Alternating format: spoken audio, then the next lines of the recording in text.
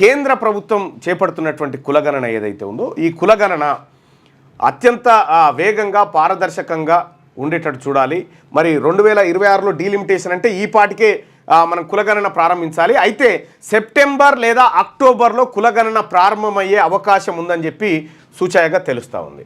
మరి అది నిజమైతే మట్టుకి అదొక ఏడాది ప్రాసెస్ ఉంటుంది, అటు ఇటు 6-7 నెలలు. ఎందుకంటే ఇప్పుడు అంతా కంప్యూటర్ యుగం వచ్చింది కాబట్టి 6-7 నెలలు ఉంటుంది. మరి దానికి బడ్జెట్ కేటాయించి ఆ తర్వాత ఎమ్యునరేటర్లను పెట్టి ఈ డాటా అంతా సేకరించాలి. అయితే అత్యంత పకడ్బందీగా తీసుకొస్తామని కేంద్ర ప్రభుత్వం చెప్తూ ఉంది. చెప్తున్నటువంటి క్రమంలోనే రాష్ట్ర ప్రభుత్వం ఎవరు రేవంత్ రెడ్డి గారు ఆ తర్వాత కాంగ్రెస్ పార్టీ నాయకులు ఇది ఆదర్శవంతమైన సర్వే, దీన్ని ఆదర్శంగా తీసుకొని ఈ మోడల్స్ మీరు అడిగితే మేము ఎట్లా చేసినాం అనేది ఇస్తామనేటువంటి మాట చెప్తా ఉన్నారు. అయితే ఆ మోడల్ ఈ మోడల్ అందరికీ తెలిసిపోయినటువంటి మోడలే. కానీ నేను ఒకటి ఏమంటున్నానంటే ఇప్పటికైనా ఇది అనివార్య పరిస్థితి. ఇప్పుడు నేను ముఖ్యమంత్రి గారికి రేవంత్ రెడ్డి గారికి చెప్తా ఉన్నా, ఆ పార్టీ నాయకులకు చెప్తా ఉన్నా, భారతీయ జనతా పార్టీ చెప్తా ఉన్నా, బీఆర్ఎస్కి చెప్తా ఉన్నా, ఇది బీసీల కాలం, ఇది బీసీలంతా మేల్కొన్నటువంటి కాలము. ఇప్పుడు మనం ఎన్ని శశబిషలు చేసినా ఎంత ఏం చేసినా జరిగే కార్యం బీసీలదే.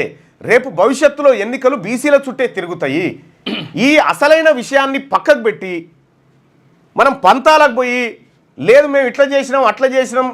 పాపం రాహుల్ గాంధీ గారు తెలంగాణ సర్వే రోల్ మోడల్ అని చెప్పిండు.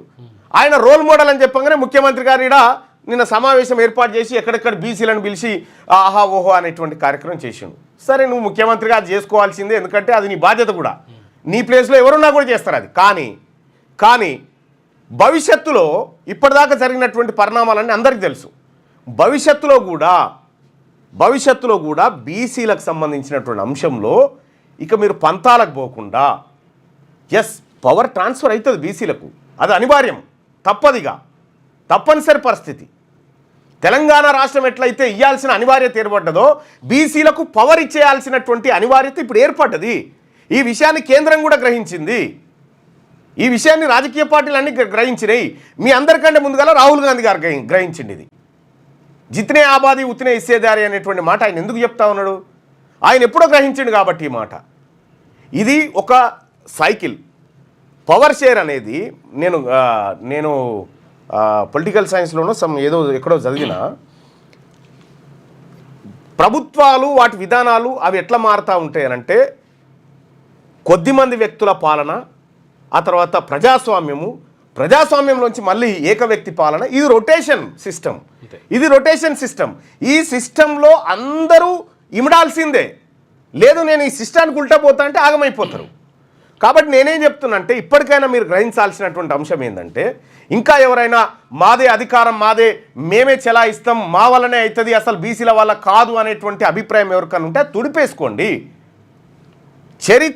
మీరు చరిత్రని ఒక 500 ఏళ్లకు వెనక్కి పోయి చూడండి. 500 ఇప్పుడు నిజాం ఏకవ్యక్తి పాలన నిజాం. ఆ తర్వాత స్వాతంత్రం ఏర్పడ్డ తర్వాత కొద్దిమంది ఆ రోజుల్లో ఉన్నటువంటి కొద్దిమంది ఉన్నత వర్గాల పాలనగా మారింది. ఆ తర్వాత ఏమైంది? ప్రజాస్వామ్య రూపంగా చెంది కొంతమంది యాడ్ అయిపోయారు, ఎక్కువ మంది పరిపాలన అయింది. ఆ తర్వాత ఏం జరుగుతుంది? ఇందులో ఉన్నటువంటి ప్రజాస్వామ్యం పరిడవిల్లి అత్యంత ఎక్కువ మంది చేతుల్లోకి పరిపాలన పోతుంది. దీని తర్వాత సైకిల్ ఏంటంటే మళ్ళీ ఏకవ్యక్తి పాలన వస్తుంది. ఇది రౌండ్. మీరు చరిత్ర తెలుసుకోండి. చరిత్ర 500 ఏళ్ళ కిందికి పోతే మీకు అసలైన చరిత్ర వస్తుంది. ఇప్పుడున్నటువంటి ప్రజాస్వామ్య వ్యవస్థనే ఒకప్పుడు ఉండేది. మీరు గ్రీకు నాగరికతను తీసుకోండి, ప్లాటో రాసినటువంటి ది రిపబ్లికన్ అనే గ్రంథం చదువుకోండి. ఇవన్నీ చదువుకుంటే మీకు ఏం జరుగుతుంది, ఈ భూమి మీద ఏం జరిగింది అనేది మొత్తం తెలుస్తుంది. మనం ఇవి తెలియకుండా మనము సిస్టానికి ఉల్టాగా పోవడం వల్ల నష్టపోయేది ఎవరు? అల్టిమేట్గా మీరే, రాజకీయ పార్టీ నాయకులే. ఎవరైతే దీనికి ఎగనిస్ట్గా ఆలోచిస్తారో వాళ్ళే నష్టపోతారు. కాబట్టి అనివార్యమైనటువంటి ఈ అంశం గురించి మీరు శోకించుట తగదు. ఇది రైట్. మార్నింగ్ న్యూస్ చూస్తున్నటువంటి మిత్రులారా ఈ లైక్ బటన్ని క్లిక్ చేయండి, షేర్ చేయండి.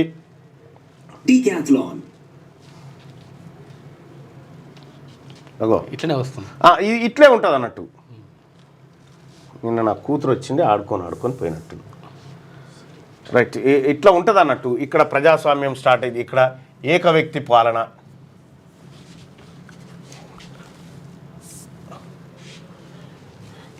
ఇట్లుంటుంది. ఏక వ్యక్తి, కొద్దిమంది,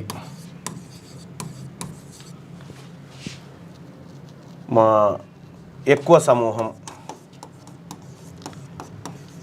ఆ తర్వాత అత్యధిక జనాభా పూర్తి ఉంటుంది. ప్రజా భాగస్వామ్యం. ఇప్పుడు ఈ ప్రజా భాగస్వామ్యం ఉంది. ఇప్పుడు ఇక్కడ ఎక్కువ మంది ఉన్నారు కదా, దీని తర్వాత ఇది వస్తుంది, దీని తర్వాత మళ్ళీ వచ్చేది ఏక వ్యక్తిదే, మళ్ళీ వచ్చేది ఇదే, మళ్ళీ వచ్చేది ఇదే, ఇట్లనే తిరుగుతుంటుంది. దాని గురించి మీరేం శోకించడం మంచిది కాదు. క్యూ న్యూస్లో పనిచేయటకు వీడియో ఎడిటింగ్ మరియు SEOలో అనుభవం గల జూనియర్ ఎడిటర్స్ కావాలను సంప్రదించవలసిన నెంబర్ 8688926084.